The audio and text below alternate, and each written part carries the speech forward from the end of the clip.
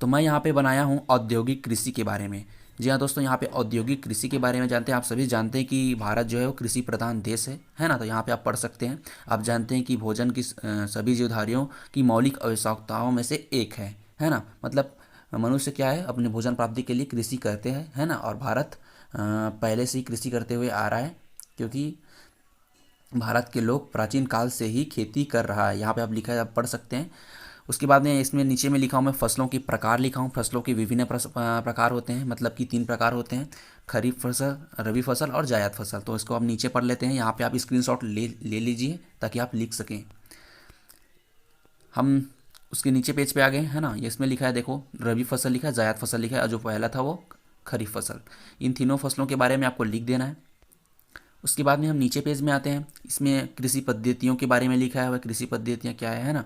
भूमि का चयन, भूमि की तैयारी, ये सब है ना। उसकी पद्धतियाँ हैं। आधुनिक जुताई से लाभ, उसके बाद में आता है आधुनिक जुताई से लाभ। ठीक है दोस्तों, इसको भी आपको लिख लेना है। कृषि के आधुनिक साधन, उसके बाद में ये कुछ चित्र वगैरह मैं ले लिया हूँ, है ना, जिसे मैं गूगल से डाउनलोड करके। पिक्सल लैब एप्लीकेशन एक है, प्ले स्टोर पर जाना, पिक्सल लैब करके लिखना, वहाँ पे एक एप्लीकेशन आएगा। पिक्सल लैब एप्लीकेशन के बारे में आपको अगर जानना होगा तो कमेंट करके बताइए। मैं उस एप्लीकेशन के बारे में उसमें एडिटिंग कैसे किया जाता है, कैसे आप उसमें अपने फ़ोटो वगैरह आप एडिट कर सकते हो, उसके बारे में एक और नया वीडियो लेके आ सकता हूँ। देन आपको कमेंट करना बहुत ही ज़्यादा ज़रूरी है, तभी मैं उस वीडियो को लेके आ सकता हूँ।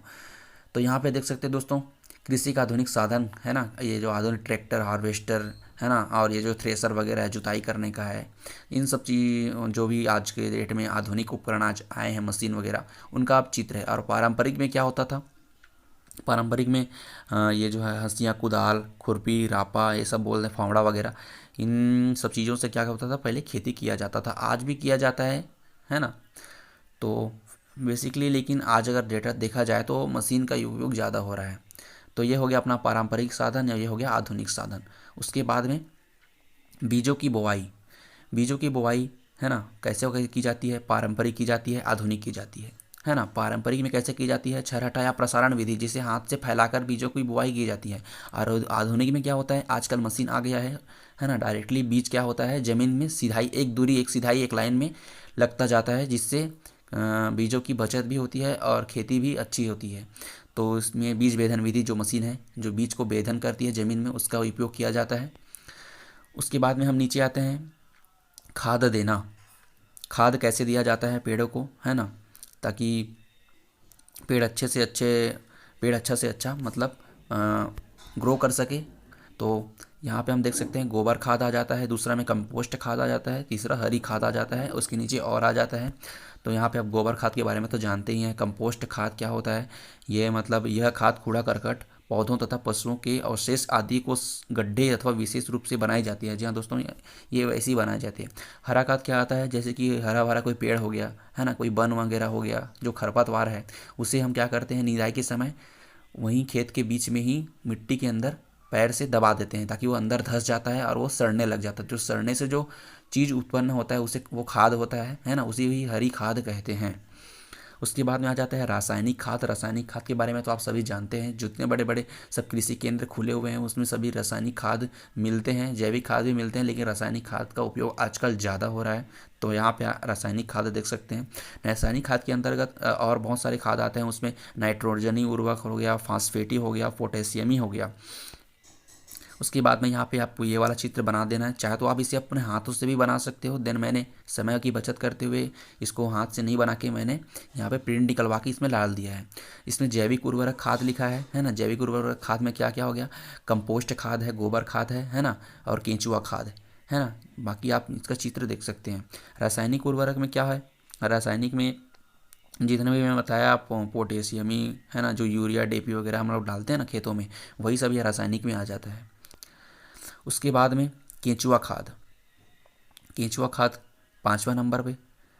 केंचुआ खाद के बारे में आपने फ़ोटो दिखा दिया मैंने आपको, है ना। उसके बाद में देखते हैं नीचे, रासायनिक खादों से हानि। अब देखो, रासायनिक खाद को तो उपयोग हम लोग बहुत कर रहे हैं, लेकिन उनसे हानि भी है। उनसे हम लाभ ले रहे हैं, लेकिन लाभ के साथ साथ क्या है, वो हानि भी करता है। तो हानि क्या है उसको आप देख सकते हैं, यहाँ पे लिख सकते हैं देख के, है ना। उसके बाद में सिंचाई।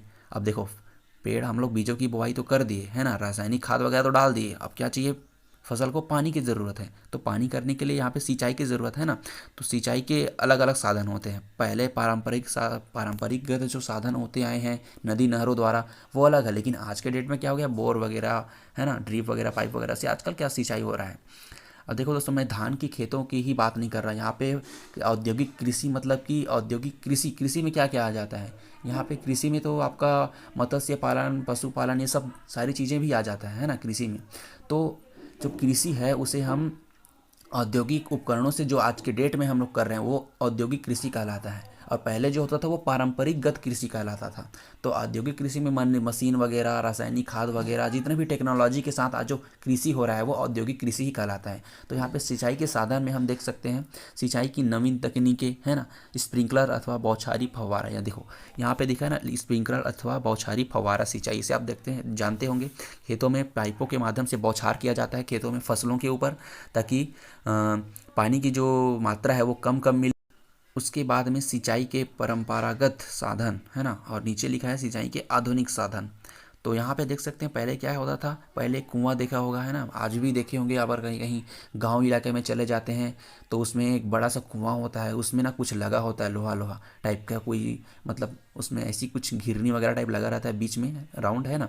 उसके बाद में फिर उसमें कुछ चैन लगा होता है, बीच में लकड़ी लगी होती है, जो कि अब उपयोग में बिल्कुल भी नहीं है ना। वो क्या होता है, पहले उसका उपयोग होता था, तो अब क्या हो गया, वो बड़े बड़े जंख लग गया उसमें, वो चलने लायक अब नहीं है। क्योंकि कौन चलाएगा उसको, आज के डेट में तो बोर वगैरह आ गए हैं ना, तो उनसे ज़्यादा पानी हम निकाल सकते हैं ज़मीन से, तो इसका उपयोग अब नहीं होता। इससे बोलते हैं रहट का कुआं बोलते थे। उसके बाद में पहले क्या होता था, नहरों द्वारा सिंचाई भी किया जाता था, कुओं द्वारा किया जाता था है ना। और एक और होता था, बैलों को फांद कर उसके ऊपर जो उसका जो मशीन को घुमाने के लिए जो लकड़ी निकला होता था उसको उसके गले के ऊपर, मतलब खांद में रख कर बैलों के ऊपर इसको गोल गोल घुमाया जाता था, जिससे पानी ऊपर आता था। और उसके बाद में क्या है, सिंचाई के आधुनिक साधन, बौछारा फव्वारी तो मैंने बता दिया, बोरवेल तो आप जानते ही हैं, बोर द्वारा निकल गया पानी है ना। उसके बाद में ड्रिप अथवा टपक सिंचाई, बड़े बड़े फार्म हाउस में क्या होता है, पेड़ों को कम पानी की आवश्यकता होती है, जिसमें बूंद बूंद ही पानी की आवश्यकता होती है, तो पर सेकेंड एक एक बूंद निकलता है। यहाँ पे टपक सिंचाई उसे बोलते हैं है ना, ड्रिप भी बोलते हैं इंग्लिश में। सौर ऊर्जा तो आप जानते ही हैं, सौर की ऊर्जा मतलब सूर्य की ऊर्जा से जो बिजली बनती है, उस बिजली से ऑटोमेटिकली पानी निकलता रहता है ना। और इसमें स्प्रिंकलर तो आप जानते ही हैं, जिसमें वही फव्वारा सिंचाई ही मान लो इसको भी। ये वाला चित्र आपको क्या करना है, बना देना है। उसके बाद में आता है निंदाई एवं खरपतवार नियंत्रण। खरपतवार क्या होता है, जो भी मतलब फसल के अलावा जितने भी और अन्य पेड़ पौधे जो उग जाते हैं खेतों में, उसे खरपतवार बोलते हैं, जो हमारे लिए कोई काम का नहीं होता। पारंपरिक बचाव संरक्षण है ना, आधुनिक बचाव संरक्षण। देखो पारंपरिकगत पहले लोग कैसे उसका अपने फसलों का बचाव करते थे इन खरपतवारों से, और आज के डेट में कैसे बचाव कर रहे हैं, इन सब चीज़ों के बारे में हम जानेंगे। खरपतवार में क्या क्या आ जाता है, देखो बहुत सारे लोग मतलब खरपतवार या फिर जो भी हमारे फसलों को नुकसान पहुंचाते हैं, उनमें क्या क्या चीज़ें आ जाते हैं, जीवाणु आ जाता है, कवक, कीट, चूने है ना, गिलहरी आदि, जो भी पीड़क हैं, जो भी हमारे फसल को नुकसान पहुंचाते हैं है ना, उसे हम कैसे बच सकते हैं, ये आधुनिक बचाव जो संरक्षण है उसे हम जानने वाले हैं। तो नीचे चलते हैं, यहाँ पे आधुनिक बचाव संरक्षण। आधुनिक बचाव संरक्षण कैसे है, पहले क्या होता था, फसलों को बचाने के लिए लोगों के पास कोई दवाई नहीं होता था, तो इससे क्या फसल आधा बर्बाद हो जाता था, कुछ कुछ ही फसल मिल पाता था, तो इसमें क्या उत्पादन भी कम होता था है ना। और आज के डेट में क्या हो रहा है, बहुत ज़्यादा उत्पादन हो रहा है। वो कैसे हो रहा है, इन्हीं सब चीज़ों के कारण। क्योंकि आज के डेट में क्या हो गया है, आधुनिक युग में अच्छे अच्छे दवाई वगैरह आ गया है, जिससे पीड़कों को, जीवाणु, कवक, इन सभी को नष्ट कर सकते हैं है ना। और हमारा फसल का जो उत्पादन है वो बहुत ज़्यादा बढ़ सकता है। तो यहाँ पे हम नीचे देखते हैं, फसल कटाई एवं गहाई है ना। फसल की अब देखो, फसल तो अब हो गया, पूरा खेती कर रही है यहाँ पे है ना। उसके बाद में फसल की अब कटाई करना है, तो कटाई करने के जो भी पहले क्या होता था और आज क्या होता है, मतलब हम लोगों को दोनों में कंपेयर कर रहे हैं, हम औद्योगिक कृषि में हम कंपेयर कर रहे हैं कि पहले कैसे होता था कृषि और अभी कैसे हो रहा है, इन दोनों के बीच में हम कंप्रोमाइज़ कर रहे हैं ना। तो यहाँ पे हम नीचे देखते हैं, भंडारण। भंडारण कैसे होता है, आप सभी तो जानते हैं पहले क्या होता, कोठी घर में कोठियाँ बनाई जाती थी जिसमें धान को भर दिया जाता था, है ना, फसलों को जो भी अनाज है उसको भर दिया जाता था और उसे पूरे 1 साल तक वैसे ही भर दिया जाता था और जैसी ज़रूरत पड़ता था उसे निकालते जाते थे और फिर भरते जाते थे। उसके बाद में हम नीचे देखते हैं कोल्ड स्टोरेज अथवा शीतगृह। और आज के डेट में कैसा हो गया, कोल्ड स्टोरेज बन गया है अथवा शीतगृह, है ना, जहाँ पे बन गया है, बड़े बड़े शीतगृह बन गए हैं जिसमें फसलों को सुरक्षा प्रदान किया जाता है और फसलें बिल्कुल भी मतलब बर्बाद नहीं होती, एक तरह से सुरक्षित रहती है ना।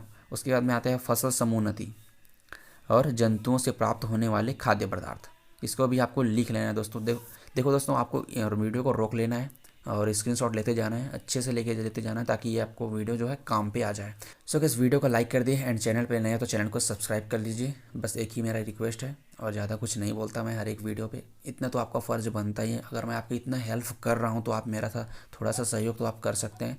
तो वाइस आपसे एक रिक्वेस्ट है कि चैनल पे नए हो तो चैनल को सब्सक्राइब कर लीजिए एंड वीडियो को लाइक कर दिए। और यार वीडियो पे कमेंट किया करो, कुछ भी आपको डाउट लगता है तो मैं नेक्स्ट वीडियो उसके लिए लेकर आ सकता हूँ। आप कमेंट तो किया करो, कमेंट करने में कोई कमी नहीं खाना चाहिए, ठीक है दोस्तों।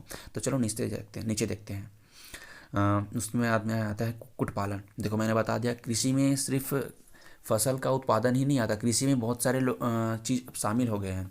कुक्कुट पालन क्या है, अंडे व मांस की प्राप्ति के लिए मुर्गियों, बतख, इन चीज़ों का जो पालन किया जाता है, मुर्गी फार्म हाउस वगैरह होता है ना, तो सब भी कृषि में आता है। एक प्रकार से वो भी कृषि कहलाता है, आधुनिक कृषि आता है ना। तो इसमें आप उसको भी लिख सकते हैं। उसके बाद में दुग्ध उत्पादन, हम जो भारत में गाय का तो जानते हैं, भारत में गायें बहुत हैं, है ना, पंजाब वगैरह इन कुछ राज्य हैं जहाँ पे सर्वाधिक गायों को पाला जाता है और वहाँ पे दूध निकाल के बेचा जाता है। वहाँ पे बड़े बड़े डेयरी फार्म हाउस भी हुए जिनमें उनकी पोषण, देखभाल, संरक्षण एवं प्रजनन की आवश्यकता होती है। इन सब चीज़ों को ध्यान में रखते हुए वहाँ पे बड़े बड़े डेयरी फार्म हाउस भी बनाए गए हैं। तो ये एक प्रकार से ये भी एक कृषि ही है। उसके बाद में आता है मत्स्य पालन। मछलियों तथा समुद्र के तटीय क्षेत्रों में रहने वाले जन समुदाय का महत्वपूर्ण भोजन है ना, तो इसको भी आप लिख सकते हैं। मधुमक्खी पालन, ये तो सब जानते हैं, मधुमक्खी शहद जो निकालते हैं, तो एक प्रकार से ये भी एक कृषि ही है। सो गैस यहाँ पे कुछ चीज़ें और आ जाता है, जैसे कि भेड़ वगैरह को पाला जाता है, उसमें ऊन प्राप्त किया जाता है, स्वेटर वगैरह बनता है। तो इन सब चीज़ों जो है ये सब कृषि में आते हैं दोस्तों।